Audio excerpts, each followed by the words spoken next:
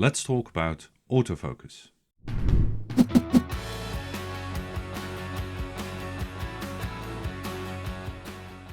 I'm Sebastian and welcome to my channel, where I talk about tech because I like it. Now, Panasonic's contrast detect autofocus is a bit of a controversial topic, and I can imagine that there will be a bit of a discussion in the comments. But please do so, because it's always nice to hear other people's experiences with the Panasonic autofocus system.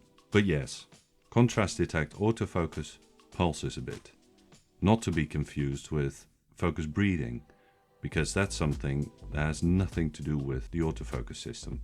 And it's a bit slower than a phase detect autofocus system. But contrast detect autofocus is more precise, and in case of the G9 I found it to be quite reliable as well. I personally find Panasonic's autofocus usually good enough for what I use it for, and I do not find it so terribly bad as some other people here on YouTube find it. But since you're watching this video, you probably own a Panasonic Lumix camera, and that means that you work with what you have, right? Although I use manual focus most of the time, the studio part of these YouTube videos I always shoot with autofocus. So in this video I will show you the autofocus settings that, in my experience, work best for talking head style videos.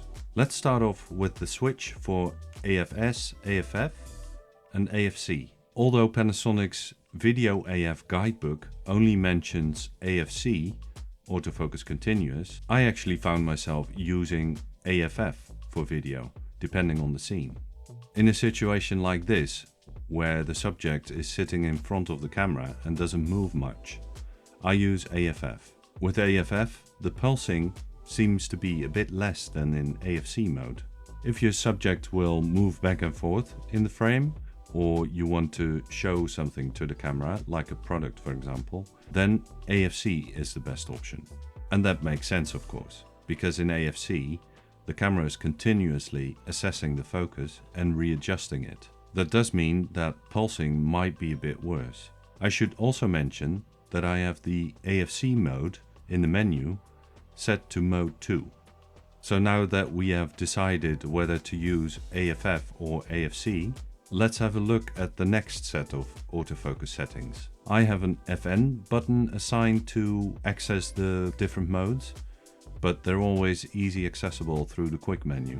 So we have all these options: face and animal detection, tracking, 225 area, custom multi, one area and pinpoint. Now, the Panasonic Video AF guidebook recommends using face detection for these kind of videos, as shown in one of their videos linked in the guidebook. To be honest, I would have to disagree with Panasonic on that, because based on my own experiences, just using face detection isn't as reliable as I would want it to be. However, there is a mode that I found very reliable, and that is the one area mode, sometimes combining it with face detection and sometimes without, depending on the scene. Now let's combine the AFF or AFC mode with the one area mode. When I have the camera set to AFF, I combine it with the one area mode with face detection off. This works really well when I'm just talking to the camera, don't really move around, and don't need to show anything. And in my experience, with this combination, there isn't much background pulsing going on. Moving on to AFC then. AFC I definitely use the most. In this studio environment, when I'm talking to the camera, but I also want to show things to the viewer, and I, for example, move back and forth in the frame, I use AFC, and again in combination with the one area mode. I position the one area box on the lower part of my face, and I bring down the size a bit. The camera readjusts the focus pretty quickly, and I have had no issues using the autofocus this way. But what if your subject is probably gonna stay in the same position, but might move around? Then I basically use the same settings as in the previous situation, but now with face detection on.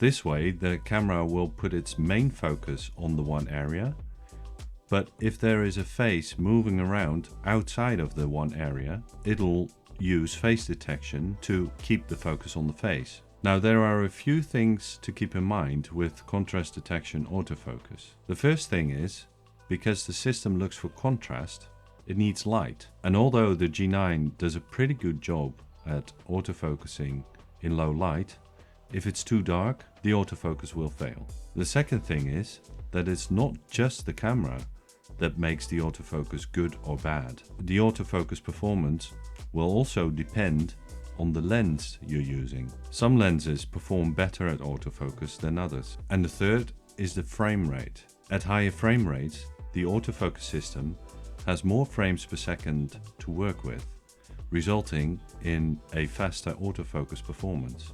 That's not to say that you should always shoot in higher frame rates just because of the autofocus performance. The choice for a particular frame rate should be a creative choice, or it needs to serve the purpose of your shot.